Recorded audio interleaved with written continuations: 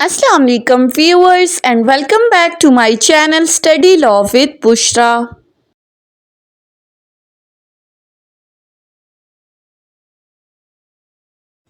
So in today's video we are going to discuss the topic of procedure of succession certificate. But before starting the discussion, I request you all to please subscribe to my channel and don't forget to press the bell icon for latest updates. Do share this video with your friends and don't forget to comment your feedback. So let's move towards the discussion. Succession certificate, जिसको उर्दू में हम कहते हैं certificate जाननशीनी। अब इस जाननशीनी certificate की ज़रूरत कब पड़ती है, कब इसको इशू कराया जाता है? सो बेसिकली जब एक पर्सन है उसकी डेथ हो जाती है तो उस बंदे की डेथ होने के बाद अगर किसी बैंक के अंदर या किसी भी फाइनेंशियल इंस्टीट्यूशन के अंदर, किसी भी मालियाती इदारे के अंदर इस मरने वाले बंदे की कोई रकम मौजूद है और उसके मरने के बाद अब उसके जो लीगल हेयर्स हैं, उसके जो शरई वारसान हैं, वो बैंक से इस रकम को निकलवाना चाहते हैं, तो जब वो मुतलका बैंक में जाकर इस चीज़ की डिमांड करते हैं, इस चीज़ का क्लेम करते हैं, तो बैंक उन्हें ये कहता है कि आप कोर्ट में जाएं और कोर्ट से सक्सेशन सर्टिफिकेट लेकर आएं, जिसके बाद ये रकम आपको हैंड ओवर कर दी जाएगी। अब इस सक्सेशन सर्टिफिकेट के साथ जो रेलेवेंट लॉ डील करता है that is succession act 1925। Succession act 1925 का सेक्शन 370 से सेक्शन 390 तक इस सक्सेशन सर्टिफिकेट के साथ डील करता है कि सक्सेशन सर्टिफिकेट क्या है, इसके लिए कैसे अप्लाई किया जाता है, कोर्ट इसको कैसे इशू करती है, किन किन चीज़ों की ज़रूरत है, और अगर कोर्ट सक्सेशन सर्टिफिकेट ग्रांट करने से इनकार कर देती है तो आप उसके लिए हाई कोर्ट में अपील में भी जा सकते हैं। तो ये सारी गाइडलाइंस इन सेक्शंस के अंदर मौजूद हैं। सेक्शन 372 बात करता है एप्लीकेशन फॉर सर्टिफिकेट, कि आपने इस सर्टिफिकेट के लिए अप्लाई किस तरह से करना है, इस सर्टिफिकेट को हासिल करने के लिए इसके साथ रेलेवेंट कौन से ऐसे डॉक्यूमेंट्स हैं जिनकी हमें ज़रूरत पड़ती है।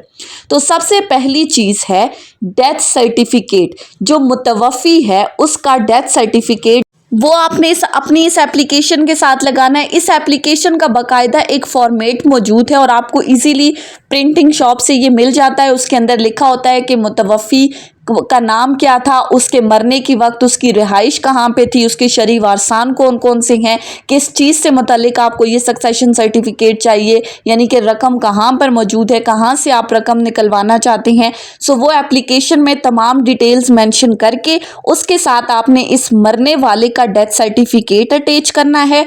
बैंक अकाउंट की डिटेल्स, यानी कि अगर बैंक में रकम मौजूद है तो कौन से बैंक में मौजूद है, अकाउंट नंबर क्या है, अकाउंट टाइटल क्या है, या अगर किसी और फाइनेंशियल इंस्टीट्यूशन में रकम मौजूद है तो उसकी तमाम डिटेल्स आपने मेंशन करनी है।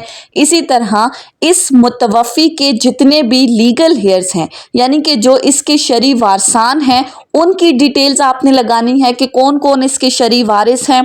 इसके लिए आपको नादरा से फैमिली रजिस्ट्रेशन सर्टिफिकेट, जिसको FRC भी कहा जाता है, वो इशू कर आप उसके लिए अप्लाई कर देते हैं तो नादरा आपको वो इशू कर देता है, जिसके अंदर तमाम डिटेल्स मेंशन होती है। इसी तरह जितने भी लीगल हेयर्स हैं उनके ID कार्ड्स की जो कॉपीज़ हैं वो ये तमाम चीज़ें आपने अपनी उस एप्लीकेशन के साथ की सपोर्ट में ये तमाम रेलेवेंट डॉक्यूमेंट्स लगाने हैं और इसको आपने कोर्ट में फाइल कर देना है। अब क्वेश्चन ये अराइज होता है कि इसकी जुरिस्डिक्शन किस कोर्ट के पास है, कौन सी कोर्ट के पास इख्तियारात हैं सक्सेशन सर्टिफिकेट जारी करने के। सो इसी सक्सेशन एक्ट के अंदर जुरिस्डिक्शन ऑफ कोर्ट को डिस्कस किया गया है। 2 टाइप्स ऑफ जुरिस्डिक्शन बताई गई हैं। Number 1, the residence of the deceased at the time of the death, जहां पर वो मुतवफ़ी रिहाइश पजीर था या मरते वक्त वो जिस जगह पर रह रहा था उस इलाके की जो कोर्ट है उसके पास जुरिस्डिक्शन है, वहाँ का जो डिस्ट्रिक्ट जज है उसके पास जाके आप ये एप्लीकेशन फाइल कर सकते हैं। सेकंड है any part of the property of the deceased may be found, या जहां पर उस बंदे की प्रॉपर्टी, लेट सपोज उसका बैंक अकाउंट है, सो जिस जगह पर उसका बैंक अकाउंट है, जिस जगह पर उसका ये बैंक अकाउंट मौजूद है, वहां की कोर्ट के पास जुरिस्डिक्शन है, वहां के डिस्ट्रिक्ट जज के सामने आप ये एप्लीकेशन फाइल कर सकते हैं। अब ये तो आ गई जुरिस्डिक्शन की बात, आपने डिस्ट्रिक्ट जज के सामने ये एप्लीकेशन फाइल कर दी। अब क्वेश्चन ये आता है कि अगर कोई बंदा है जो मरने वाला है, जिसका बैंक अकाउंट फॉरेन कंट्री में मौजूद है, तो फॉरेन कंट्री में जाकर के आपने सक्सेशन सर्टिफिकेट अप्लाई करना है? So the answer is no. अगर मरने वाला अपनी मौत के वक्त पाकिस्तान में रिहाइश पजीर था, तो भले उसका अकाउंट फॉरेन कंट्री में हो, उसके जो लीगल हेयर्स हैं वो पाकिस्तान के अंदर उसके सक्सेशन सर्टिफिकेट के लिए अप्लाई कर सकते हैं। अब जब हमने बात की कि सक्सेशन एक्ट 1925 इसको डील करता है, तो इसके साथ जो हमारे पास high court rules and orders हैं, उनका वॉल्यूम 2 और चैप्टर 7 जो है वो भी सक्सेशन सर्टिफिकेट के साथ डील करता है कि सक्सेशन सर्टिफिकेट किस तरह से इशू करना चाहिए, गाइडलाइंस प्रोवाइड कर रहा है। High court rules and orders अगर आप उसको पढ़ें तो उसमें तमाम डिटेल्स जो हैं वो मौजूद हैं कि सक्सेशन सर्टिफिकेट के लिए कैसे अप्लाई करना है, कोर्ट इसको कैसे इशू करेगी। नेक्स्ट क्वेश्चन ये आता है कि क्या तमाम लीगल हेयर्स कोर्ट के अंदर जाकर सक्सेशन सर्टिफिकेट के लिए अप्लाई करेंगे? So the answer here is no.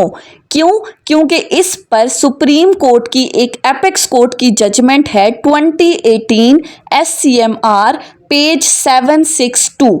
इस जजमेंट के अंदर बाकायदा ये चीज़ मेंशन की गई है कि सक्सेशन सर्टिफिकेट हासिल करने के लिए तमाम शरई वारसान को कोर्ट में आने की ज़रूरत नहीं है, बल्कि इन तमाम लीगल हेयर्स के बिहाफ पे कोई एक रिप्रेजेंटेटिव कोर्ट में आकर इस सक्सेशन सर्टिफिकेट के लिए अप्लाई कर सकता है और कोर्ट के लिए कंपलसरी है कि वो उसको सक्सेशन सर्टिफिकेट जारी करेगी।